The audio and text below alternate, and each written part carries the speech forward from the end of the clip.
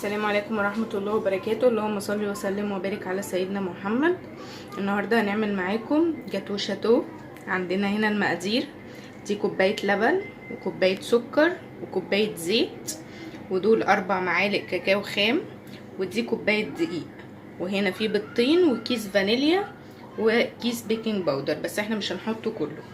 اول حاجة هنضرب اللبن والسكر والزيت والكاكاو في الخلاط، بعد كده هوريكم هيبقى شكله عامل ازاي. دلوقتي هنحط كوباية سكر، تاني حاجة كوباية لبن، بعد كده كوباية زيت، بعد كده ال4 معالق كاكاو،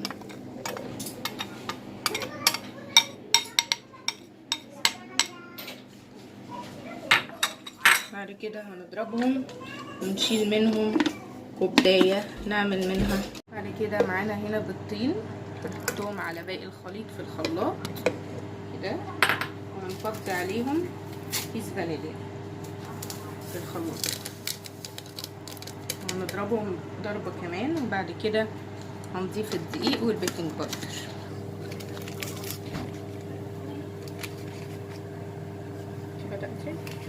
هنحط بعد كده دي كوباية دقيق اللي محطوطة هنا، وبعد كده هنحط معاها معلقة ممسوحة صغيرة جدا من البيكنج باودر،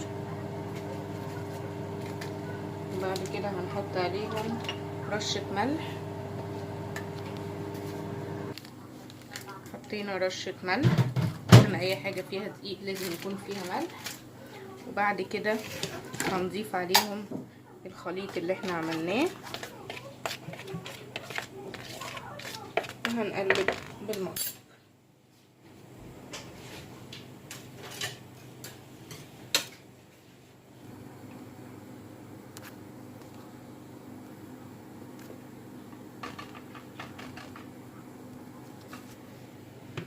ابدأ هنضيف الخليط وهنقلب واحنا بنضيف.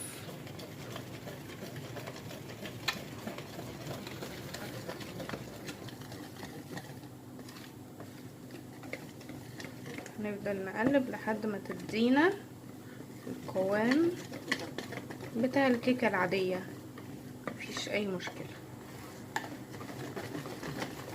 نتاكد ان احنا مدوبين كل المكونات كويس وخلطينها ببعض كويس.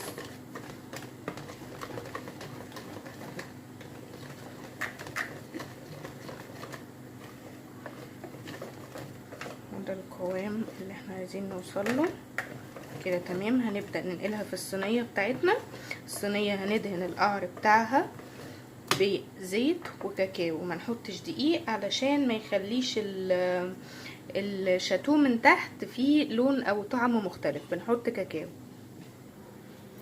هنبدأ ننزل، حطينا هنا في الصينية الزيت والكاكاو زي ما قلت لكم. هنبدأ ننزل كده الخليط كامل،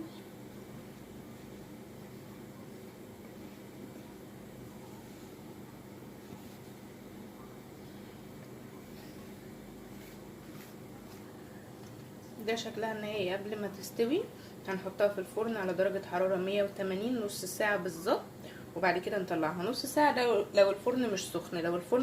لو الفرن سخن ممكن نحطها اقل من نص ساعة، نص ساعة ل5 دقايق، تلت ساعة. اول ما نلاقي ريحتها طلعت نقدر ان احنا نطلعها. احنا خلصنا خلاص، بس من كتر الطعم الجميل خلصناها. معلش بقى، باي. ما تنسوش تشتركوا في قناتي. مؤاخذة يا جماعة، انا بس نسيت ان انا ما صورتلكوش وانا بطلع الشاتو بقطعه كده، واحنا كلناها الصراحة.